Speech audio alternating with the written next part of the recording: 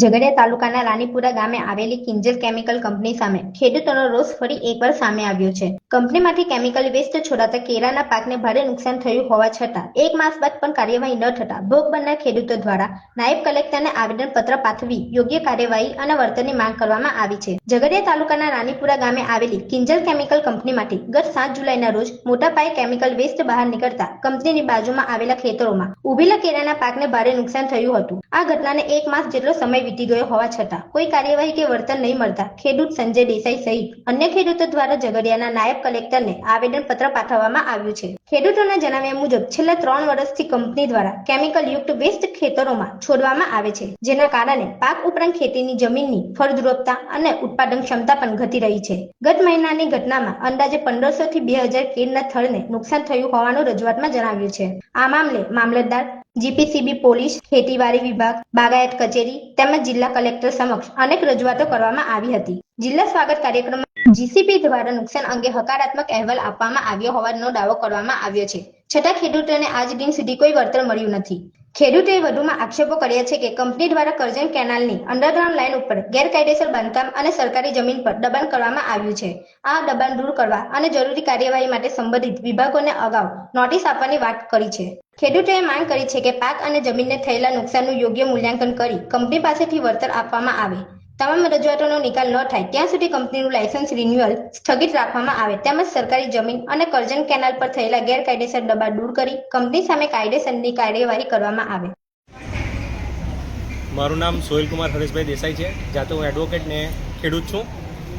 અમારા ગામના પાદર પર એટલે સ્ટેન્ડ પર આવેલ કિંજલ કેમિકલ, જેના દ્વારા 7/7/2026ના રોજ કેમિકલ યુક્ત પાણીનો નિકાલ કરેલો, એ નિકાલ અમારા ખેતરમાં આવેલો ને એટલા વિપુલ પ્રમાણમાં કેમિકલનો નિકાલ કરેલો હતો કે જેનાથી અમારા ખેતરમાં 2 થી 2.5 વીઘા જેટલો પાક એટલે આશરે 1500 થી 2000 જેટલા પ્લાન્ટ કેળના ઊભા લૂમ સાથેના બળી ગયા અને 1 ફૂટ જેટલો કેમિકલનો થર ત્યાં ગાડી જામી ગયેલો છે.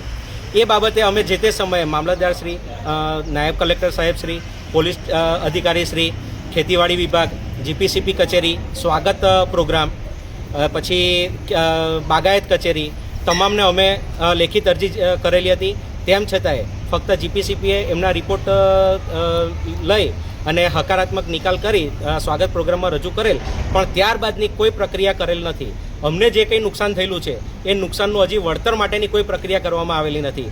જે બાબતે આજે આટલા સમય વીતી જવા પછી પણ કોઈ પણ જાતની એક્શન ના લેવાય એટલા માટે અમે લોકોએ આજે નાયબ કલેક્ટર શ્રી ઝઘડિયાને એક આવેદનપત્ર પાઠવેલું છે અને કિંજલ કેમિકલ દ્વારા એક કરજણ કેનાલ યોજનાની એક અંડરગ્રાઉન્ડ કેનાલ જાય છે, જેને દુરસ્ત કરી તેના પર પાકું અને સ્થાયી બાંધકામ કરેલું છે, જેને સત્વરે દૂર કરવા, કારણ કે કેનાલ એ ખેડૂતોની જીવાદોરી છે.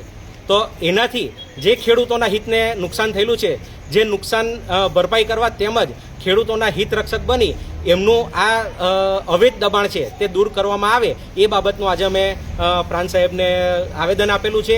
અને એમનું લાયસન્સ પૂરું થતું હતું અને લાયસન્સનું ત્યાં ગાડી રિન્યુઅલ માટેની પ્રક્રિયા ચાલતી, તે સમયમાં આ બધા જે કેમિકલ વેસ્ટ છોડવાનો ને એ બધી પ્રક્રિયા જે થયેલી છે તે સમયમાં થયેલી છે. એટલે સાહેબ કંઈ નહીં ને કંઈક જગ્યાએ કોઈક જગ્યાએ આપણા તંત્રથી પણ કોઈક ચૂક થઈ રહેલી હોય એવું જણાઈ આવતું હતું, જેથી કરીને એ ચૂક એક આગળ જતાં કોઈ નુકસાન ના કરે એટલે એ સંદર્ભે આજે અમે પ્રાંત સાહેબને એક આવેદન પાઠવેલું છે.